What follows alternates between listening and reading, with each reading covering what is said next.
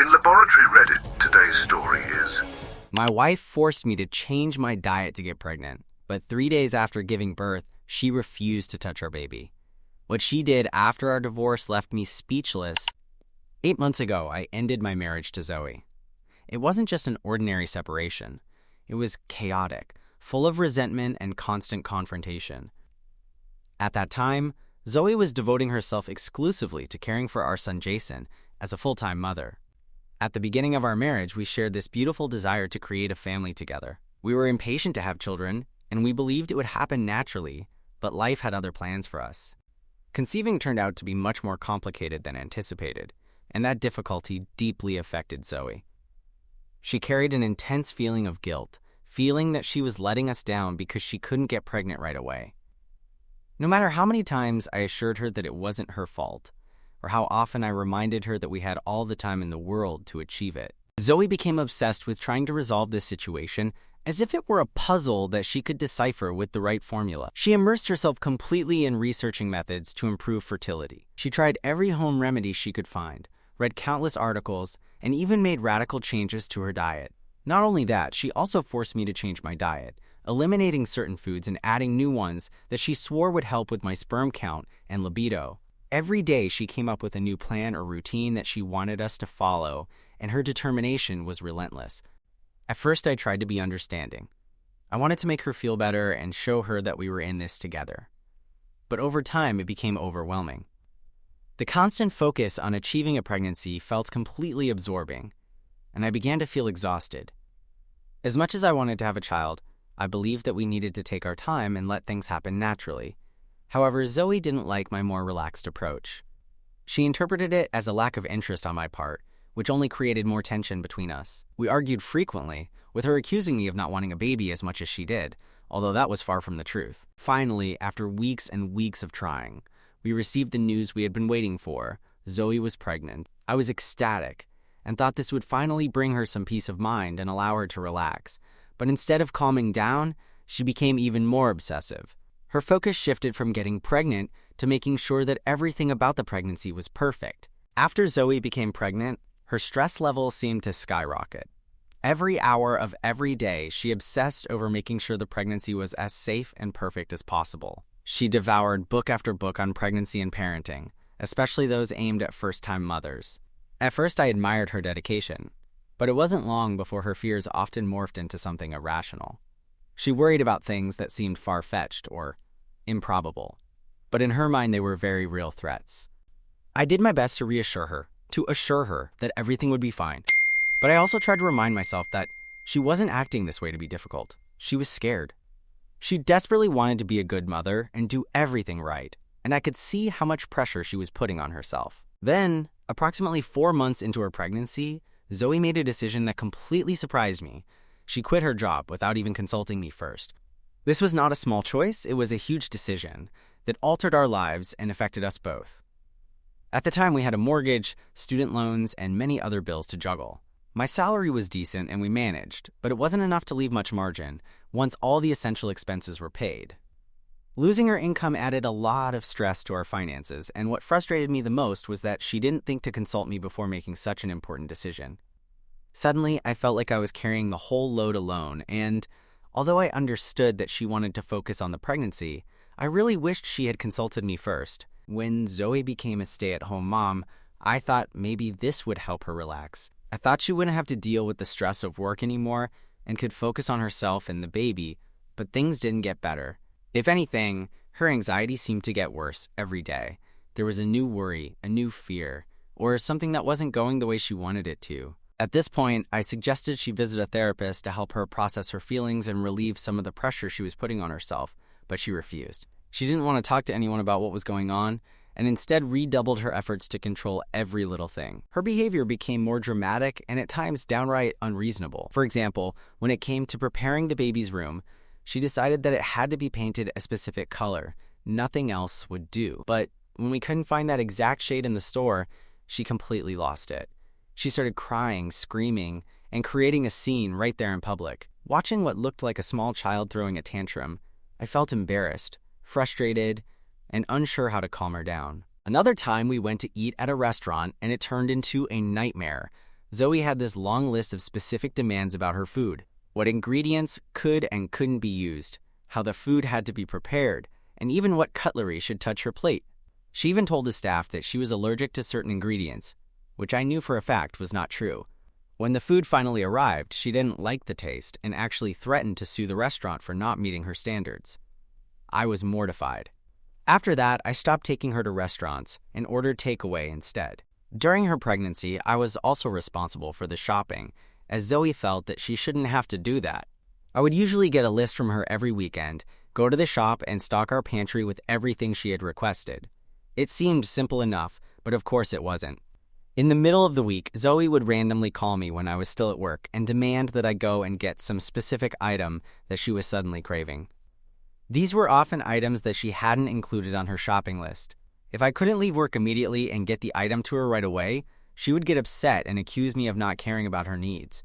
Keep in mind that her cravings were relentless no matter how much effort I put into keeping the house fully stocked. It was never enough for her. There was always something missing, something new she wanted, and it always had to be. It always had to be handled immediately. By the time those 9 months were over, I was completely exhausted. I felt like I was living with a completely different person. Zoe's stress, fears, and controlling behavior were overshadowing what should have been one of the happiest times of our lives. I felt like the pregnancy was consuming not only her, but our whole relationship. Every day, despite how exhausting everything was, I tried to keep my mouth shut and simply do what Zoe wanted me to do. I kept telling myself that she was only acting this way because of the pregnancy. I thought that the stress, the hormones, and the anxiety were making her behave this way, and that after the pregnancy, she would return to normal. So I gritted my teeth and did everything I could to keep her happy. However, from the moment Jason was born, something felt strange about Zoe. The first time the nurse tried to put him in her arms, she turned away and refused to hold him. At first, I didn't think anything of it. She had just gone through childbirth, and I assumed she was probably exhausted and overwhelmed. I told myself it was normal for new mothers to need a little time to recover before bonding with their baby. I let her rest, assuming that after a good sleep she would feel more like herself, but that didn't happen. Every time the nurses brought Jason to her, she had this look of disgust, as if she couldn't bear to be around him. It was heartbreaking to see. I tried to be patient, thinking maybe it was just hormones or the stress of giving birth, but deep down, I began to worry. When we brought Jason home, things didn't improve. She wouldn't hold him, she wouldn't cuddle him, she wouldn't even give him a simple kiss. She remained distant, almost as if he weren't there. It was hard to watch, but I didn't have much time to reflect on it. Fortunately, I had taken a few weeks off work to help look after the baby, so I took on most of the responsibilities. I was the one who changed diapers, held him when he cried, and cuddled him during those quiet moments when he just wanted to be close to someone. Feeding him was another battle. She didn't want to breastfeed, and it took a lot of persuasion on my part for her to even try.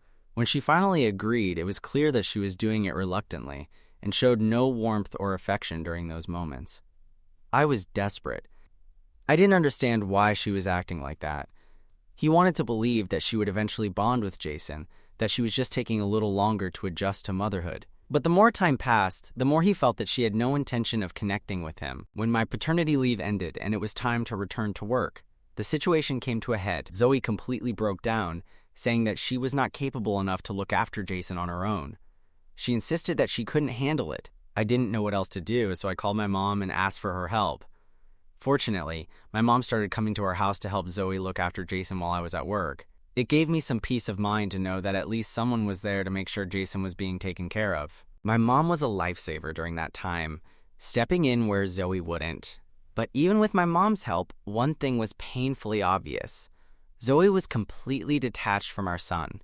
She acted as if he wasn't her child, as if he was just a responsibility in which she had no interest.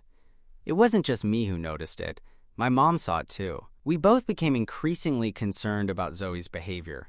She was clearly going through some mental issues, and we wanted to get her the right help. We encouraged her to talk to someone, to open up about how she was feeling and maybe get some professional help. We thought that if she could express what was going on inside her, it might help her get through it and connect with Jason. But getting Zoe to agree to that was another battle altogether. She flatly refused to acknowledge that anything was wrong. Instead of going to therapy or even talking to someone about how she was feeling, she started spending her nights out with her single friends. It wasn't just the occasional dinner or a night out. She would stay out all night and come home completely drunk. Sometimes she could barely stand up. When I tried to talk to her about it and tried to ask her why she was behaving like that, she would lash out at me. She would shout things at me like, "I've done my bit. I gave birth to him, and now it's your turn to raise him." Hearing her say that broke something inside me. It wasn't just the words. It was the coldness behind them, the way she dismissed me and Jason as if we didn't matter. Since she clearly wasn't interested in being a stay-at-home mom, I thought that maybe going back to work would give her a sense of purpose again. I was barely keeping things together financially on my income alone, and I hoped that making it easier for her to return to work would not only help us financially, but also give her a new routine to focus on. But Zoe had no interest in that either. When I mentioned it, she mocked me, saying that I wasn't man enough to take care of her and Jason on my income. She told me that I needed to get my act together and get a better job so that she wouldn't have to work at all. I couldn't believe how unreasonable she was being. I tried to explain how I was already doing everything I could, working full-time, looking after Jason and running the household. I pointed out that she wasn't contributing in any way, either as a mother or as a partner. But nothing I said seemed to matter. Zoe wasn't interested in helping. She wasn't interested in Jason, in me, or even in finding her own way forward. This went on for a whole year of juggling everything, work, parenting, and the house, while Zoe spent her days without any sense of purpose. She spent her nights with friends and her days either sleeping to recover from hangovers or scrolling on her phone. I was exhausted, physically and emotionally. Every day I felt like I was functioning on fumes, doing everything I could to keep our lives afloat, while she did nothing to help. I remember one night in particular that stuck with me. I had just come home from work after another long, exhausting day. Jason was already asleep thanks to my mom, who had stepped in once again to help me. Instead of going straight in, I sat in the parking garage of our house, and for the first time in a long time, I broke down. I sat there crying in my car, feeling completely overwhelmed by the weight of it all. I felt so tired of being the only adult in our relationship. Tired of shouldering the burden of everything while Zoe lived as if she had no responsibilities. I kept asking myself the same questions over and over again. Why wasn't she happy? Why wasn't she looking after Jason? Why did she seem to enjoy being with her friends more than she did with us? The part that hurt the most was the betrayal of it all. Zoe was the one who had wanted a baby so much. She was the one who had become obsessed with getting pregnant, the one who had put us both through the emotional ringer just to make it happen. And now she was acting like Jason wasn't even her son, like none of this was what she wanted. I couldn't understand it, and the harder I tried, the more lost I felt.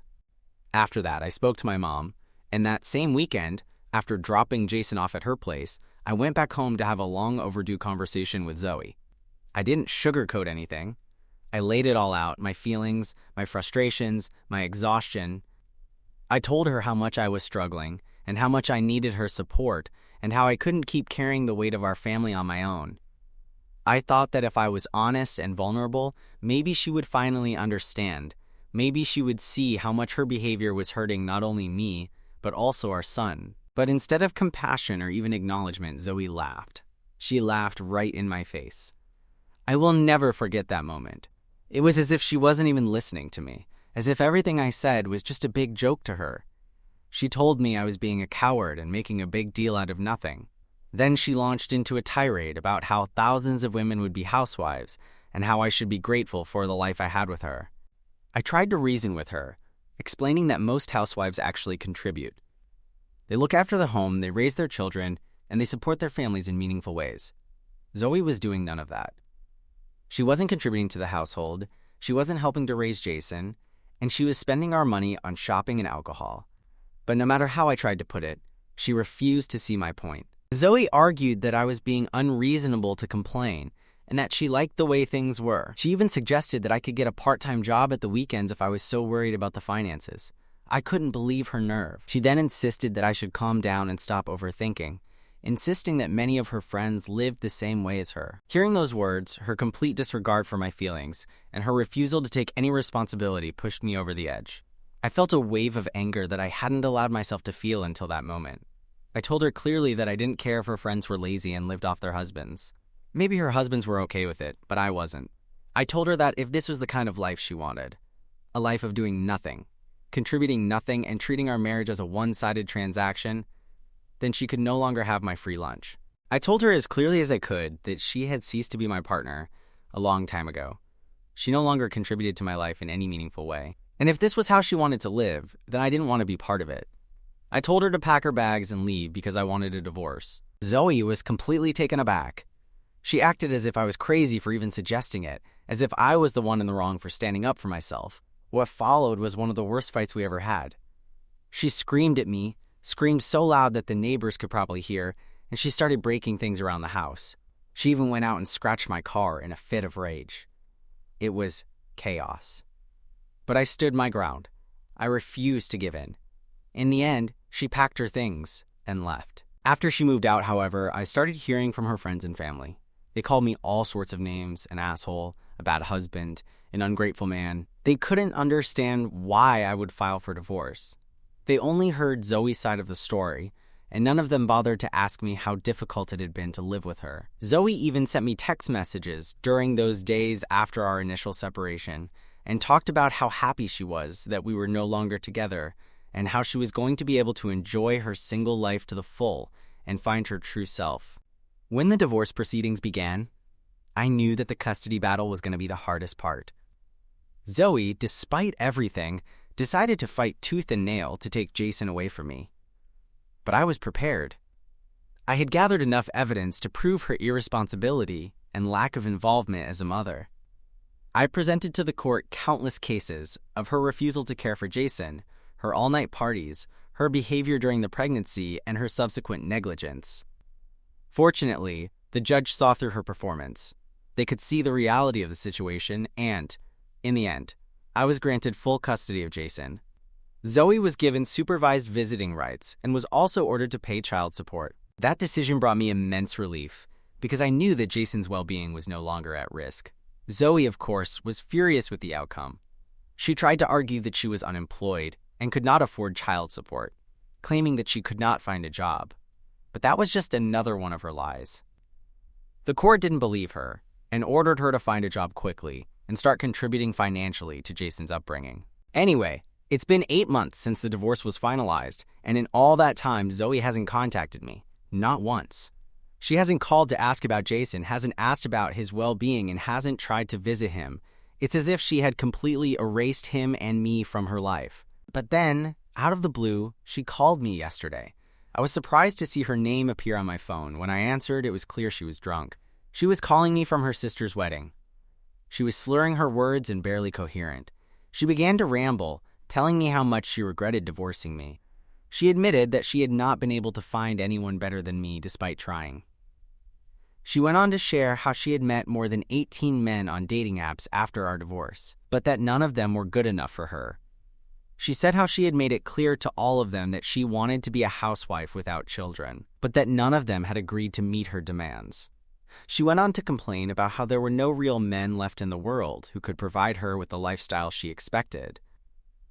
She kept insisting that she was willing to forgive me and start over if I agreed to put our past behind us. I made it very clear that I had no interest in rekindling anything with her.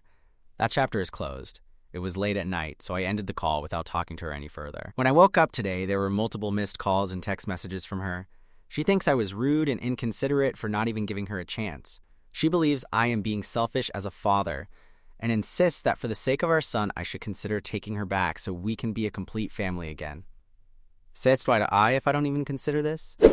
Update 1. For all those who are asking, not only has my ex-wife not contacted me for months, she has not asked about our son at all. Since our divorce, she has not visited him once and seems to have completely forgotten about him. She has not asked about him or made any effort to see him, and, on top of that, she has never paid any child support. I could take her back to court and make her pay, but I haven't because, honestly, after leaving her, I feel like a weight has been lifted. I can finally breathe and be the kind of father my son needs. I can spend more quality time with him, and I am very grateful for my mom's support through all of this. I didn't want any involvement with my ex-wife, which is why I haven't been involved with her until now. Update 2. It's been a week since my last update, and today my ex-wife Zoe unexpectedly showed up at my house. I had been avoiding her calls and texts since she called me drunk from her sister's wedding. I thought that if I ignored her, she would eventually calm down and move on. Clearly, that didn't happen. The moment I opened the door, she demanded to know why I hadn't been responding to her attempts to contact me. She seemed frustrated and impatient, her tone making it clear that she wasn't there for a casual conversation. I kept my composure and told her directly that I wasn't interested in talking to her. I didn't beat around the bush. I told her that I didn't care about her supposed change of heart, and that I wasn't interested in rekindling anything with her. Zoe then brought up Jason. It was the first time in months that she had even mentioned him. She started asking questions about him, how he was, what he was like, how he was adjusting to life. When she demanded to see him, I was taken aback. I pointed out how she had made no effort to see Jason, or even ask about him all this time. I reminded her how she had completely distanced herself from him and had never bothered to communicate. But Zoe argued that she was still Jason's mother and that I had no right to stop her seeing him now. She claimed to have learned from her mistakes and insisted that she was a changed person now. She said she wanted to make more of an effort to be part of Jason's life and that she was ready to make amends for the time she had missed. I told her that I needed time to think things over. I explained that this was not a decision to be taken lightly and that she couldn't expect to simply re-enter Jason's life as if nothing had happened. I asked her to leave and promised to call her in a few days to set a date for her to visit Jason if she decided it was the right thing to do. As much as I want her to simply stay out of our lives completely, I know deep down that Jason has the right to a relationship with his mother. If she is genuinely committed to trying, I don't want to deprive him of that opportunity. But I also need to protect him from any unnecessary distress or instability. And I'm not convinced that Zoe is really ready to be the father Jason deserves. I'm honestly in a bind. Update 3. It's been 4 months since my last update. For the last 2 months, I've allowed my ex-wife Zoe to visit and spend time with our son Jason. I was hoping she was genuine about wanting to repair their relationship and be a better mother. At first, I noticed some positive changes in her behavior. She seemed more attentive to Jason, and I cautiously thought she might be turning a corner. However, every time Zoe took Jason out to spend time with him, she sent me a detailed list of her expenses. I'm talking about everything: the food he ate, any small gifts I bought him, and even the clothes I decided to buy him. She wasn't sharing these details for the sake of transparency. She actually expected me to reimburse her for every penny she spent while spending time with her own son. The audacity of it all left me speechless. I'm already the one raising Jason full-time. I take care of all his needs: food, clothing, school supplies, medical expenses, and more. On top of that, Zoe hasn't paid me a single cent of the child support she is legally required to contribute. Yet here she was, expecting me to pay her for the privilege of spending time with our son. At first, I tried to ignore her ridiculous demands, simply refusing to pay. I thought she would eventually realize how absurd her expectations were, but she didn't. She kept sending me these bills after each visit, as if I were doing her a favor by looking after her own child. The situation came to a head this week when Zoe asked to take Jason to a family event. I agreed, wanting to give her another chance to bond with him. When she brought him back later that day, she handed me another detailed list of her expenses and expected me to pay her. This time, I didn't hold back. I laughed in her face and told her there was absolutely no way I was giving her a single cent. She threatened to stop visiting Jason altogether, as if his presence in her life was some kind of favor she was doing me. At that point, I had had enough. I told her clearly that if she didn't want to see Jason, that was her choice. I wasn't going to beg her to be in his life. She was the one who said she wanted to repair her relationship with him, but I also made it perfectly clear that this time I wouldn't hesitate to take her to court and make her pay all the back child support she owed me. Zoe's eyes widened and she argued that it was unfair because I was more financially stable than she was. She claimed that the courts were wrong to ask her to pay in the first place, and that, as a woman, she should not be expected to cover any expenses for our son. Honestly, I've had enough of her ridiculous behavior.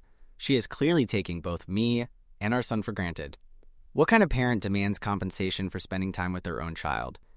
She acts more like a babysitter than a mother, and I've had enough. Now I'm going to make her pay. Literally. Update 4. It's been 3 months since my last update, and for anyone still waiting for an update, the court has ordered Zoe to pay all the back child support she owed. This time, the court has made it very clear that she is legally responsible for financially supporting our son as well. And any further attempts to evade her obligations would not be tolerated. Zoe fought me every step of the way, arguing that the financial burden was unfair and that I should take full responsibility for supporting Jason. She tried to play the victim as usual, and since the court ruling, Zoe has reluctantly started to make the payments, although she still complains about it. She no longer demands money from me after spending time with Jason. Jason, on the other hand, is still happy to spend time with his mother whenever she turns up.